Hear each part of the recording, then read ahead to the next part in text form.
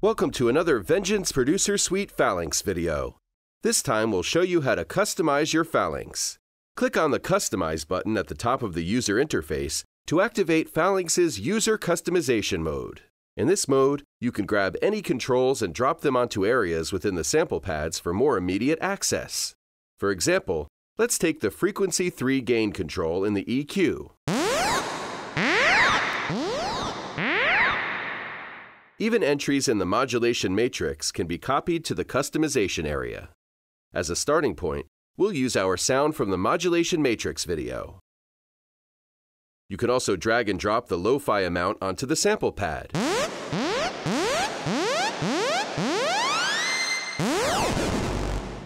Now we take the unused GUI modifier and route it to two different targets. First, filter cutoff. Then using a second slot to filter drive.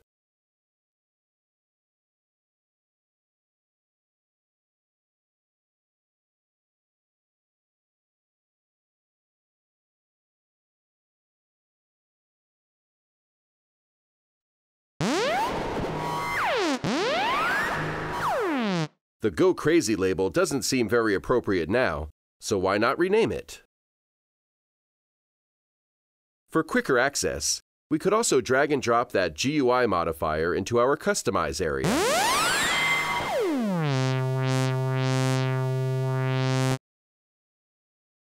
Of course, you can rename your Customize controls via double-click.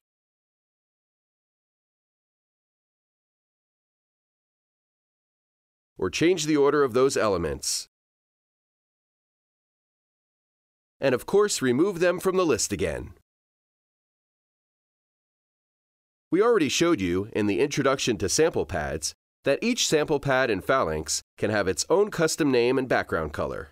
But as we're talking about customization here, let's have another quick look at this feature. Different colors can help you recognize the pads more quickly. Of course, the selected sample pad colors are also stored with the project. It's a good idea to make your own template preset, already set up with your standard preferences for each new project, with each pad already routed, colored, named, and otherwise customized. You could switch all the less important sample pads to slim mode. Preload your favorite effects and EQ settings, set your preferred velocity response, or specify global settings and connected external MIDI devices in the System page. Once you're happy with your settings, save it.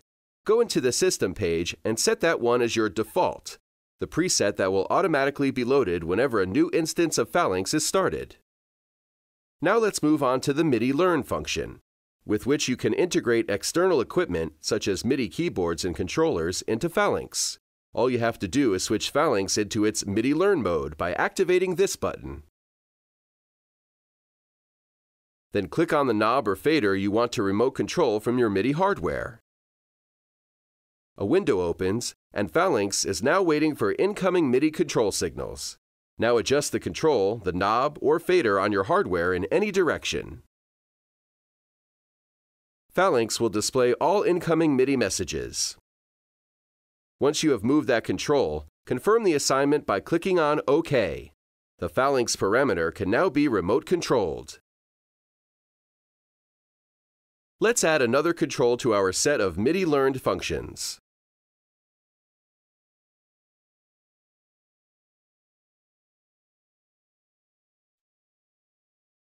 And another. Even switches can be MIDI learned and remote controlled.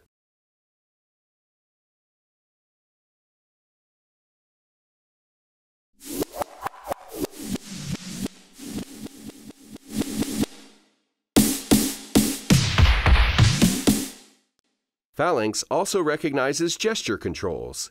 Instead of pressing OK, move the hardware control through its entire range in both directions. Phalanx interprets this as MIDI assignment plus confirmation. For an overview of all existing MIDI control assignments, go to the System page in Phalanx. All external MIDI control sources and their destinations are listed here. You can delete individual entries from the list. You can also export the list or load a previously saved list. There's another useful MIDI setting lurking in here.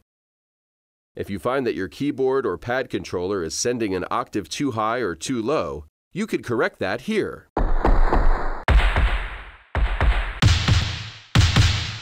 If you want to stay informed about the MIDI messages Phalanx is receiving, look at the live MIDI monitor at the bottom next to the data readout.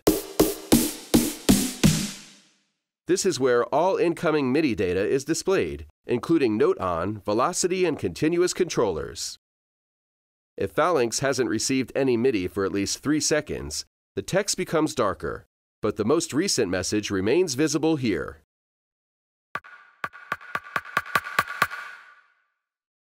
This concludes the Phalanx customization and MIDI tutorial. See you in the next video.